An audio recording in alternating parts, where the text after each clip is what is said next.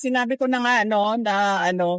wala namang ibang ginawa ang administrasyon na ito kundi pamumulitika lang at paninira sa mga kalaban nila sa politika. Kung napansin ninyo, noong lumabas yung malaking issue ng blanco sa mga blanco sa budget, at maraming nagtatanong at maraming nagsasabi na unconstitutional yung budget, na tinanong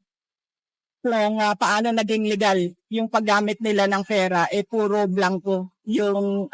nasa loob ng budget, ay lumabas yung impeachment ko. Yun yun.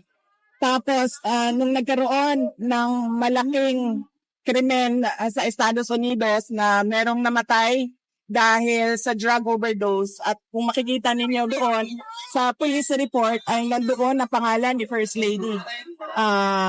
Lisa Marcos, na isa sa mga tao doon sa loob ng kwarto kung nasaan yung tao ay nag-overdose sa suspected drug overdose sa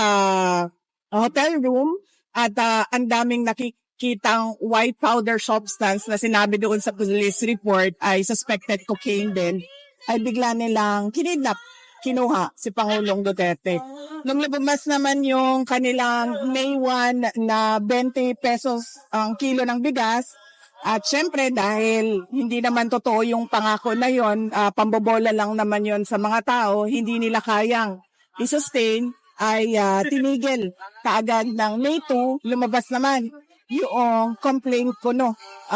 kay Congressman Pulong Duterte. So nakikita nyo na basta merong nangyari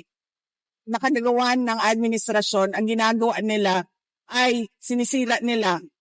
ang kanilang kalaban sa politika para matabunan yung totoong issue ng bayan.